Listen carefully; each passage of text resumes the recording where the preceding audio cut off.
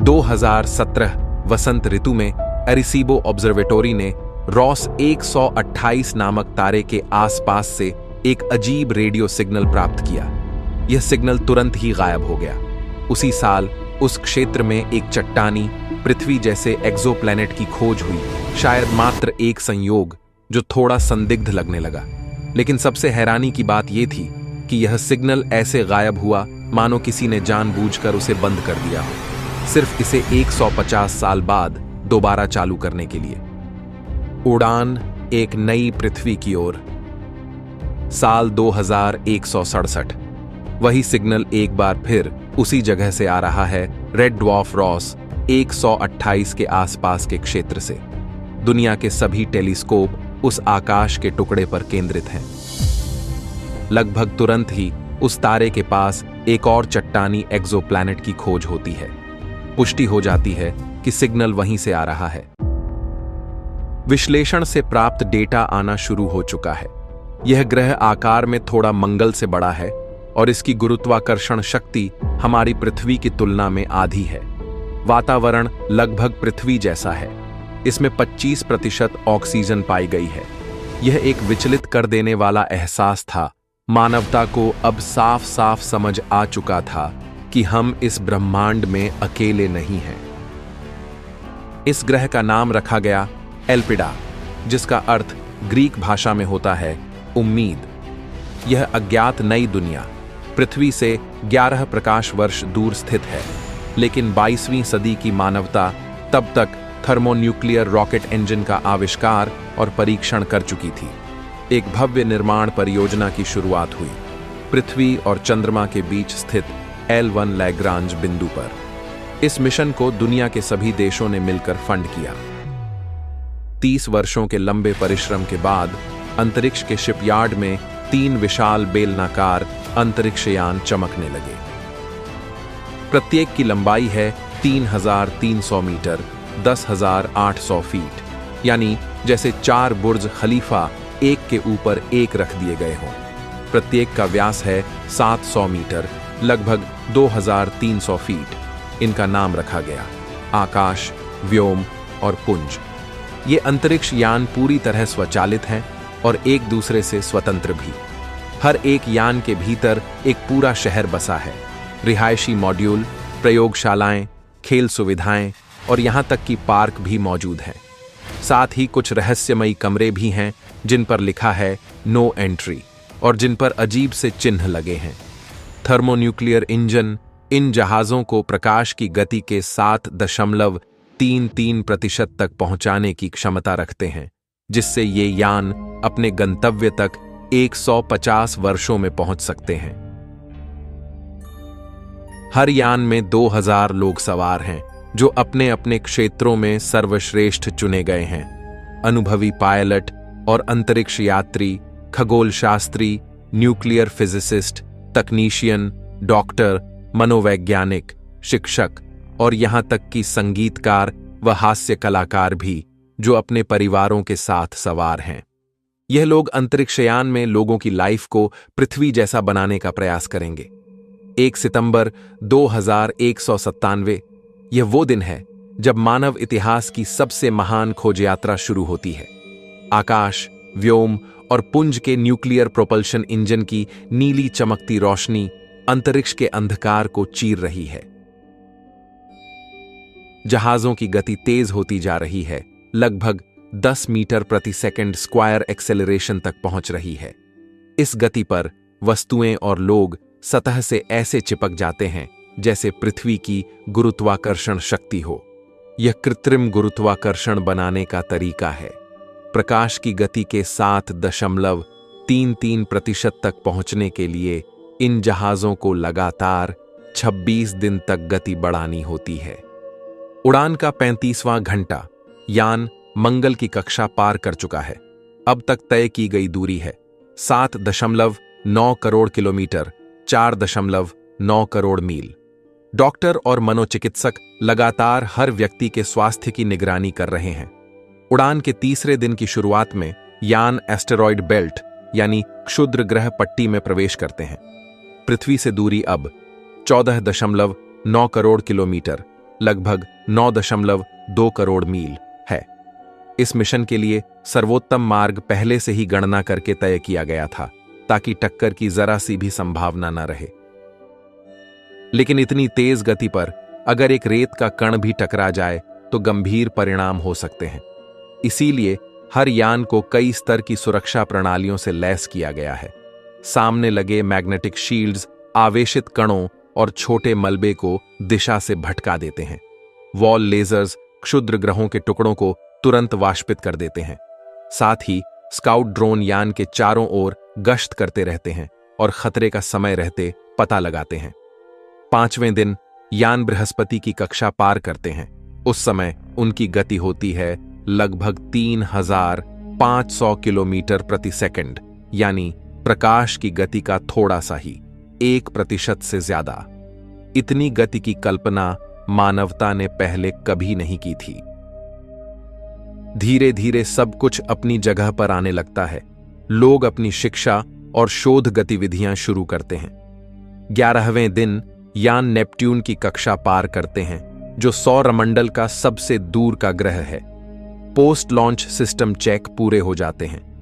अलग अलग उम्र के लोगों के लिए विशेष प्रशिक्षण सत्र शुरू होते हैं। सोशल सर्विसेज सक्रिय रूप से काम कर रही हैं ताकि यात्रियों का मानसिक स्वास्थ्य बनाए रखा जा सके। अब जीवन धीरे धीरे अपनी नियमित दिनचर्या में ढलने लगा है। आज वह दिन है जब यान प्रकाश की गति के 7.33% की लक्षित रफ्तार तक पहुंचेगा, और इसी के साथ बहुत कुछ बदलने वाला है। हर कोई इस क्षण के लिए तैयार है। हर चीज की गहन जांच हो रही है। सभी संचार चैनल अपनी पूर्ण संचालन तैयारी की घोषणा कर चुके हैं। हर यात्री अपनी निर्धारित जगह पर पहुंच जाता है और खुद को दीवारों से कसकर बांध लेता है। मुख्य इंजन बंद कर दिए जाते हैं। अब यान जड़त्व की वजह से अपनी गति बनाए रखते हैं और यात्री भारहीनता का अनुभव करते हैं। इसके बाद रोटेशनल इंजन सक्रिय होते हैं, जो धीरे धीरे यान को उसके केंद्रीय अक्ष के चारों ओर घुमाते हैं। इस घूर्णन से उत्पन्न केंद्रीय बल के कारण कृत्रिम गुरुत्वाकर्षण पैदा होता है। जब घूर्णन की गति 1.6 चक्कर प्रति मिनट तक पहुंचती है तो पृथ्वी जैसी गुरुत्वाकर्षण शक्ति महसूस होती है। लेकिन इस वजह से जो पहले दीवार थी वही अब फर्श और छत बन चुकी है, और आगे की यात्रा इसी नए ढांचे में तय होगी। अब कुछ अजनबी और अनजाने प्रभाव उभरने लगते हैं। तरल पदार्थ अजीब दिशाओं में बहते हैं और गिरती हुई वस्तुएं अपरिचित ढंग से हिलती हैं। अब जब रोटेशन स्थापित हो चुका है, तब रोटेशनल इंजन बंद कर दिए जाते हैं, क्योंकि अब यान law of conservation of angular momentum के नियम के अनुसार स्वतः घूमते रहेंगे। धीरे धीरे रोजमर्रा की जिंदगी और सामाजिक संरचना स्थिर होने लगती है। उनके मॉड्यूलर डिजाइन की वजह से रिहायशी कैप्सूल्स जल्दी से नए गुरुत्वाकर्षण के अनुसार फिर से व्यवस्थित हो जाते हैं। तकनीकी और सामुदायिक स्थानों को सेमी ऑटोनोमस तरीके से पुनर्गठित किया जाता है। स्कूल, अस्पताल और उत्पादन केंद्र फिर से अपने कामकाज में लग जाते हैं। जीवन यान के हर स्तर पर फल फूल रहा है। प्रत्येक स्तर एक बेलनाकार होता है जो पिछले स्तर के अंदर होता है। जैसे जैसे आप यान के केंद्रीय अक्ष की ओर बढ़ते हैं, कृत्रिम गुरुत्वाकर्षण हर स्तर पर कमजोर होता जाता है। सबसे केंद्र में गुरुत्वाकर्षण बिल्कुल नहीं होता। यहां वे शटल रखे जाते हैं जिनकी जरूरत यान के गंतव्य पर पहुंचने के बाद होती है। मध्यवर्ती स्तरों का उपयोग कम गुरुत्वाकर्षण के प्रभावों का अध्ययन करने के लिए किया जाता है, जैसे कि सूक्ष्म जीव, पौधे, जानवर और यहां तक कि इंसान पर। लोग तरल, गैस और प्लाज्मा पर भी प्रयोग करते हैं। यान के बड़े हिस्सों को रिहेबिलिटेशन सेंटर्स के रूप में भी चिन्हित किया गया है, जहां रोगी थेरेपी लेते हैं और चोट या सर्जरी के बाद स्वस्थ होते हैं। इन केंद्रों में आंशिक गुरुत्वाकर्षण का उपयोग किया जाता है ताकि शरीर पर दबाव कम हो सके। लॉन्च के 1 वर्ष बाद यान अब तक पृथ्वी से लगभग 693 अरब किलोमीटर या लगभग 7 प्रकाश वर्ष दूर पहुंच चुके हैं। कई स्तरों पर खेती स्थापित की जा चुकी है। सफलतापूर्वक एरोपोनिक्स तकनीक का उपयोग किया जा रहा है। यह एक मिट्टी रहित, वायु आधारित पौधों की खेती की विधि है। हर यान में बीजों का बैंक मौजूद है, जिसमें विभिन्न उगाए गए पौधों के बीज रखे गए हैं। साथ ही एक अलग डीएनए बैंक भी है, जिसमें पौधों के डीएनए संग्रहित हैं, ताकि अगर बीज भंडार खत्म हो जाए तो उनका उपयोग किया जा सके। इसके अलावा कुछ पशु प्रजातियों के डीएनए बैंक भी संग्रहित हैं। यह कोई नहीं जानता कि एल्पिडा पर कौन कौन से पौधे और जीव जंतु होंगे, इसलिए भविष्य की कॉलोनी के विकास को सुनिश्चित करना जरूरी है। माइक्रोबायोलॉजिस्ट्स महामारी विज्ञान की स्थिति पर निगरानी रख रहे हैं, क्योंकि बंद पर्यावरण में बैक्टीरिया तेजी से विकास कर सकते हैं और सबसे हानिरहित जीव भी घातक रूप से बदल सकते हैं। इसलिए माइक्रोबायोलॉजिस्ट्स नई उत्परिवर्तित किस्मों से लड़ने के उपाय सक्रिय रूप से खोजते रहते हैं। यह विशेष रूप से महत्वपूर्ण है क्योंकि जल्द ही एक नया महत्वपूर्ण कदम आने वाला है। इस अभियान की तैयारी हो रही है पहले अंतरतारकीय बच्चे के जन्म के लिए। पहली गर्भधारण दर्ज होने के बाद जेनेसिस प्रोटोकॉल सक्रिय किया गया। क्रू को आदेश दिया गया कि वे यान की घूर्णन गति को धीरे धीरे कम करें ताकि कृत्रिम गुरुत्वाकर्षण भी कम हो। जब बच्चा पैदा होगा तब यह गुरुत्वाकर्षण एल्पिडा की गुरुत्वाकर्षण के समान होगा। यान के अंदर की प्रकाश व्यवस्था भी धीरे धीरे बदल रही है। अब दिन की रोशनी पृथ्वी जैसी नहीं रहेगी। नई पीढ़ियां उन परिस्थितियों में पली बढ़ी जाएंगी जो एल्पिडा जैसी हों, ताकि वे वहां आसानी से अडैप्ट हो सकें। उड़ान के पहले वर्ष के अंत तक खुशखबरी पूरे यानों में फैल गई। एक स्वस्थ बच्चे का जन्म हुआ। अब नई मानवता की आबादी 6001 हो गई है। लॉन्च के 10 साल बाद यान में जन्मी पहली पीढ़ी अब स्कूल की उम्र में पहुंच चुकी है। पहली अंतरतारकीय पीढ़ी अपनी व्यापक शिक्षा शुरू करती है। वे बच्चे जो इस यात्रा पर निकले थे अब वयस्क बन चुके हैं। जहाज के क्रू के युवा सहायक अब परिपक्व और अनुभवी विशेषज्ञ बन गए हैं। जो पहले परिपक्व थे वे अब बुजुर्गों में शामिल हो गए हैं। पहला महत्वपूर्ण क्रू परिवर्तन होता है। आर्टिफिशियल इंटेलिजेंस एस्ट्रा अब यान के लिए अनिवार्य बन चुकी है। यह बीमारियों का निदान करती है, एरोपोनिक खेती को मैनेज करती है, सोशल प्रॉब्लम्स को हल करती है और यान की स्थिति पर लगातार निगरानी रखती है। अस्त्रा द्वारा नियंत्रित मानव तुल्य रोबोट्स ने लोगों से दोस्ती कर ली है। कई लोग मानते हैं कि इनमें अपनी चेतना भी है। विशेषकर बच्चे इस बात के लिए बहुत विश्वास रखते हैं। इस अवधि के दौरान पहली मौत होती है। अभियान के सबसे वरिष्ठ सदस्य, एक प्रतिष्ठित न्यूक्लियर फिजिसिस्ट, 94 वर्ष की आयु में इस दुनिया को छोड़ देते हैं। उनकी इच्छा के अनुसार उनका शरीर खुले अंतरिक्ष में बहने के लिए भेजा जाता है। यह एक नई परंपरा की शुरुआत होती है। शव के साथ एक कैप्सूल भी भेजा जाता है जिसमें मृतक की तस्वीरें और यादगार वस्तुएं रखी होती हैं, जो खुले अंतरिक्ष में हमेशा बहती रहेगी। लॉन्च के 50 वर्ष बाद यान अब पृथ्वी से लगभग 3.6 प्रकाश वर्ष दूर है और एल्पिडा से लगभग 7.4 प्रकाश वर्ष। यान में अब तक 2 पीढ़ियां जन्म ले चुकी हैं, लेकिन ये पीढ़ियां मंजिल तक पहुंचने के लिए किस्मत में नहीं हैं। वे अपनी पूरी जिंदगी यानों पर बिताएंगे, न कभी पृथ्वी देख पाएंगे, न ही एल्पिडा। हालांकि अभी भी यान पर कई ऐसे लोग हैं जो पृथ्वी पर जन्मे थे। अब क्रू का मुख्य हिस्सा अंतरिक्ष में जन्मी पीढ़ी से बना है। जन्म दरों को सख्ती से नियंत्रित किया जाता है ताकि आनुवंशिक विविधता बनी रहे और जनसंख्या का स्तर इस तरह से रखा जाए कि जीवन समर्थन प्रणाली सही ढंग से काम कर सके और लोगों की कमी न हो। यहां कुछ नियम बनाए गए हैं। हर परिवार में न्यूनतम 2 और अधिकतम 3 बच्चे हो सकते हैं। जोड़े गर्भधारण की योजना बनाने से पहले आनुवंशिक परामर्श से गुजरते हैं ताकि जीनोम कंपैटिबिलिटी का पता चले और संभावित जोखिमों से बचा जा सके। बच्चे समय के साथ समान रूप से जन्मे, ताकि एक ही उम्र के बच्चों का समूह बहुत बड़ा न हो। इससे उम्र के वर्गों का संतुलित वितरण होता है और संसाधनों पर अधिक दबाव नहीं पड़ता। बच्चे प्राकृतिक रूप से जन्म लेते हैं, लेकिन यान में फ्रोजन स्पर्म और एग्स और आर्टिफिशियल वूम्ब तकनीक भी उपलब्ध है, जिन्हें अंतिम विकल्प के रूप में इस्तेमाल किया जा सकता है। एक महत्वपूर्ण मील का पत्थर, यान अब पृथ्वी से 5.5 प्रकाश वर्ष और एल्पिडा से भी उतनी ही दूरी पर है। अभियान ने अपनी यात्रा का ठीक आधा हिस्सा पूरा कर लिया है। इस मुकाम पर यह स्पष्ट हो गया है कि जन्म नियंत्रण प्रोटोकॉल पूरी तरह से उचित था। प्रत्येक यान की जनसंख्या 500 लोगों की वृद्धि के साथ संतुलित है। अब हर यान में लगभग 1400 वयस्क, 500 बच्चे, 600 वृद्ध लोग हैं। हर 10 साल में लगभग आधे बच्चे वयस्क हो जाते हैं और 1/3 वयस्क वृद्ध हो जाते हैं।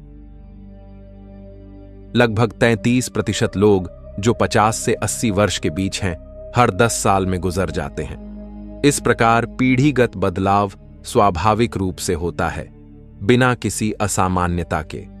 अंतरिक्ष यात्रियों की औसत आयु इस समय लगभग 77.5 वर्ष है।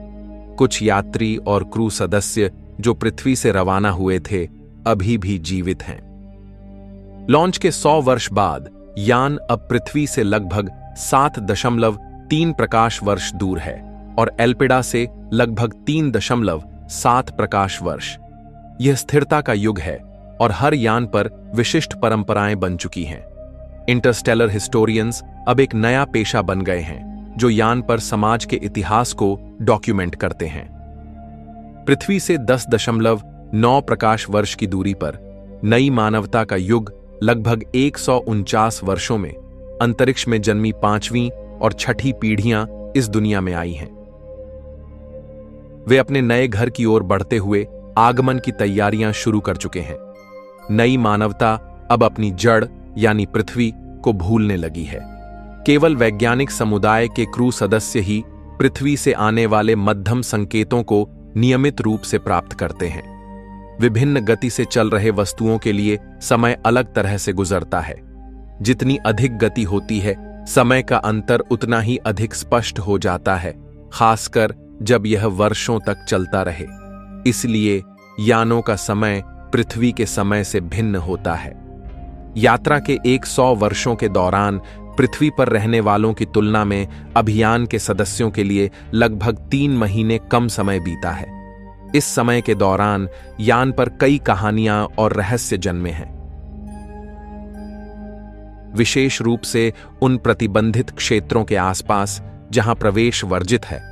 ऐसे क्षेत्रों में कभी-कभी ऐसे लोग आते हैं जो चेहरे छिपाए हुए वर्दी पहनते हैं। कुछ कहते हैं कि वहां एलियन हमले के लिए हथियारों का भंडारण है, तो कुछ का मानना है कि वहां धनी लोग और राजनीतिज्ञ क्रायोस्लीप में सोए हुए हैं, जिन्हें आगमन पर जगाया जाएगा। इस अवधि में कम गुरुत्वाकर्षण के कारण लोगों की शारीरिक रचना में बदलाव आया है, क्योंकि उनकी रीढ़ की हड्डी और मांसपेशियों पर कम तनाव पड़ा है। औसत कद अब लगभग 220 सेंटीमीटर 7 फीट या उससे अधिक हो गया है। पोस्चर अधिक सीधी हो गई है। मांसपेशियों की मात्रा कम हुई है। लोग अब अधिक पतले दिखते हैं और उनका चलने का तरीका हल्का और अधिक प्रवाही हो गया है। जेनेटिक मॉडिफिकेशंस ने जनसंख्या को नए ग्रह पर जीवन के लिए अधिकतम रूप से अनुकूलित कर दिया है। बड़ी आंख के स्लिट्स, बड़ी पुतलियाओं और थोड़े बड़े नेत्र उन्हें मंद प्रकाश में बेहतर दृष्टि प्रदान करते हैं। एक साइड इफेक्ट यह हुआ कि आंखों के आइरिसेस अब एमरल्ड ग्रीन या गोल्डन येलो रंग के हो गए हैं। नई मानवता अब अपने आगमन की तैयारी कर रही है। पोर्ट होल्स से एक छोटा लालिमा वाला बिंदु नंगी आंख से दिखने लगा है। यह दिन ब दिन करीब आ रहा है। एल्पिडा तक पहुंचने में 1 महीने से भी कम समय बचा है। अब यानों को लगातार 25 दिनों तक धीमा होना है, ठीक उसी तरह जैसे 150 साल पहले था। शिप के सभी लोग अपने असाइंड एरिया को चेक करते हैं, हर चीज को ठीक से सुरक्षित करते हैं। फिर सभी लोग खुद को वॉल के अगेंस्ट कसकर बांध लेते हैं। रोटेशनल इंजन रिवर्स थ्रस्ट पर सक्रिय किए जाते हैं। रोटेशन धीरे धीरे रुकता है, भारहीनता लौट आती है। मैन्यूवरिंग थ्रस्टर जलाए जाते हैं, जो यान को इस तरह मोड़ते हैं कि उनकी स्टर्न यात्रा की दिशा की ओर हो। मुख्य इंजन ब्रेक की तरह काम करने के लिए सक्रिय होते हैं। फिर से कृत्रिम गुरुत्वाकर्षण बनता है, लेकिन इस बार यह वृत्ताकार नहीं बल्कि क्षैतिज डेक पर होता है। फिर से दीवारें और फर्श अपनी जगह बदल लेते हैं। इसी बीच लालिमा वाला वह बिंदु बड़ा होता जा रहा है और एक सूर्य में परिवर्तित हो रहा है। फाइनल अराइवल का दिन आ गया है। खिड़कियों से एक नीला बिंदु दिखाई देने लगता है। डिस्प्ले पर इसका बड़ा किया हुआ चित्र दिखाया जा रहा है। अब जमीन, एक विशाल महासागर और बादल पहचाने जा सकते हैं। पृथ्वी की सतह पर काला और बैंगनी रंगों का एक अजीब मिश्रण दिखाई देता है। यह क्या हो सकता है? आगमन से 1 घंटा पहले उस सिग्नल का स्रोत खोज लिया जाता है जिसने मानवता को इस यात्रा पर बुलाया था। यह एक ऑर्बिटल बीकन है जिसे किसी अज्ञात सत्ता द्वारा छोड़ा गया था। यान जियोसिंक्रोनस कक्षा में प्रवेश करते हैं और अपनी घुमाव गति शुरू करते हैं, जिससे फिर से फर्श और दीवारें अपनी जगह बदल जाती हैं। यान से प्रोब छोड़े जाते हैं जो ग्रह के विभिन्न क्षेत्रों में उतरते हैं और शुरुआती अन्वेषण करते हैं। पहली तस्वीरें और वीडियो आने लगते हैं। वायुमंडल में नियोन की असामान्य एकाग्रता के कारण सूरज की किरणें, आकाश और बादल नारंगी और गहरे लाल रंग की चमक के साथ झिलमिलाते हैं। टाइडल लॉकिंग की वजह से एल्पिडा हमेशा अपने तारे की एक ही दिशा की ओर रहता है, जिससे एक ध्रुव लगातार गर्म रहता है और दूसरा ठंडा। लेकिन ग्रीन हाउस इफेक्ट तापमान के इस फर्क को कम करता है। वायुमंडल की रचना पर सटीक डेटा आ रहा है। अच्छी खबर यह है कि यहां की हवा सांस लेने योग्य है। सतह का एक विस्तृत नक्शा भी बनाया जा रहा है। शटल के उतरने की जगह तय हो चुकी है। एक विशाल मैदान। प्रत्येक यान से एक शटल नीचे उतरता है और लैंड करता है। रोवर्स और चालक दल बाहर उतरते हैं। यह पहली बार है जब मानव किसी दूसरे तारे के सिस्टम के ग्रह की सतह पर कदम रख रहे हैं। एक शटल से एक कार्बन मोनोलिथ उतारा जाता है, जिस पर उन अभियान सदस्यों के नाम उकेरे हुए हैं जो इस दिन को देखने के लिए जीवित नहीं रहे। एक क्षण के लिए मौन छा जाता है। शटल अलग अलग दिशाओं में बिखर जाते हैं और ग्रह का अन्वेषण शुरू करते हैं। यहां विशाल क्षेत्र घने और हरे भरे जंगलों से ढके हुए हैं, जिनमें 100 मीटर 330 फीट से भी ऊंचे विशाल पेड़ हैं। पत्तियां बेहद विविध और अजीब आकार की होती हैं, कुछ चौड़ी और बड़ी तो कुछ सर्पिल आकार की। लगभग सभी पत्तियां गहरे बैंगनी रंग की हैं। शाम के समय में यहां की स्थानीय वनस्पति बायोल्यूमिनेसेंस के जरिए अपना कृत्रिम प्रकाश उत्पन्न करती है। नीले रंग की मशरूम जैसी काई पेड़ों पर चमकती है। हरी स्लाइम पत्तियों से प्रकाश उत्सर्जित करती है। यहां तक कि पत्तियों की नसें भी हल्का नीला प्रकाश छोड़ती हैं। अगले अध्ययनों से स्पष्ट होता है कि यह ग्रह केवल पौधों, माइक्रो ऑर्गेनिजम्स का निवास स्थल है और यहां मानव जीवन संभव है। लेकिन सवाल अब भी बरकरार है। उस बीकन को किसने छोड़ा था और वह सिग्नल किसके लिए था? क्या यह कोई पुरानी सभ्यता थी? जानने के लिए कमेंट में पार्ट 2 लिखें। मिलते हैं किसी अगले वीडियो में।